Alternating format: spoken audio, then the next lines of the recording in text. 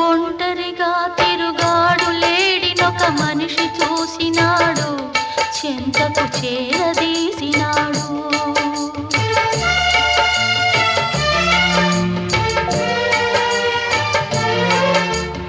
అభమో శుభమో తెలియని లేడి అతనిని నమ్మింది, తన హృదయం పరిచింది.